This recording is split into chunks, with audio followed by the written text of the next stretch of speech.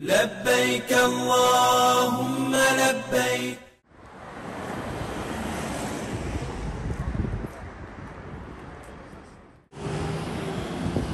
المدهون مسجد د طایف په المسنه یخه غرنۍ سیمه کې د مدهون د غره په شمال ختیځه لمنه کې له الکوع مسجد سره نږدې دی چې اوس پکې 15 وخته لمونځ نه کیږي. الکوع مسجد بیا پر هغه ځای ودان دی چې طایف ته د رسول الله صلی الله علیه وسلم د سفر پر وخت پرې رسول الله صلی الله علیه وسلم لمونځ کړی و. د دې مسجد اوږدوالی 7 متره او پلنوالی 12 متره دی. محراب یې له خښتو تیږو او لرګیو جوړ دی. دا جومات د خپلو قوي بنسټونو پر ځواک توانېدلی د باد، باران او نورو طبعي اغیزو پر وړاندې مقاومت وکړي. جومات یوازې یوه دروازه لري. چت یې په یوه منځنۍ ستنه ولاړ دی. 2 کړکۍ لري چې وادي وچ ته مخامخ دي او په دیوالونو کې د څراغونو او قرآن کریمونو د ایښودلو لپاره ځایونه جوړ شوي. د مسجد المدهون محراب د ځمکې له سطحې شاوخوا 1.5 متر پورته دی چې له لرګیو، ډبرو او سور رنګه خښتو جوړ شوی. د جومات په انګړ کې د داخلي دروازې شمال ته یوه لوړه چت لرونکې برخه ده. ویل کېږي دا کوټه د قرآن کریم د حفظ مرکز و او په دیوال کې د ډبرو په المارۍ کې قرآن کریمونه او د شپې څراغونه ایښودل کېدل. دقیقه نه ده معلومه چې دا مسجد چا جوړ کړی، خو څوک وایي پر دې ځای علي رضی الله عنه تم شوی، څوک یې د عباسي خلافت پر وخت جوړ شوی بولي او څوک هم د عثماني خلافت پر وخت. خو د علي رضی الله عنه تم کېدل هیڅ سند نه لري. تش یوه انګېرنه برېښي. دا مسجد د مدهون غره په لمن کې دی، ځکه یې مدهون مسجد بولي. ځینې القنطره مسجد هم بولي، ځکه کالونه پخوا د دې مسجد مخې ته د قنطره په نوم پل و چې اوس نشته او پر ځای سړک تیر دی.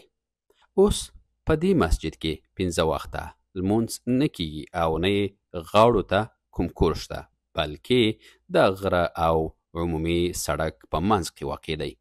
له سړک پورې غاړه کورونه شته چې د مسجد ته د لمانځه لپاره نه راځي. مسجد اوس بند کړی شوی او جال ترې راتاو دی. ممکن دا چاره د مسجد د ودانولو په نیت وي. د المدهون مسجد په څیر په مصر او عراق کې هم ورته مسجدونه شته، ځکه خو یو شمېر وګړي دا ټول مسجدونه د یوې واکمنۍ یا خلافت اړوند بولي. دا په مستطیله بڼه جوړ مسجد له تیږو جوړ دی او یوازې ترمیم ته اړتیا لري. د دې مسجد په مناره کې حلقه شوې پاوړۍ بام ته ختلې. د منارې پر سر وړه ښکلې ګنبده ده. د همدې منارې د جوړښت بڼه د عباسي خلافت د وخت تمدن بلل کېږي. مسجد د یو تاریخي تمدن ګواه دی، ځکه خو په اسلامي آثارو کې ګڼل کېږي او هره میاشت زرګونه سیلانیان د دې مسجد لیدو ته ورځي او د تحیت المسجد 2 رکعته لمونځ پکې کوي.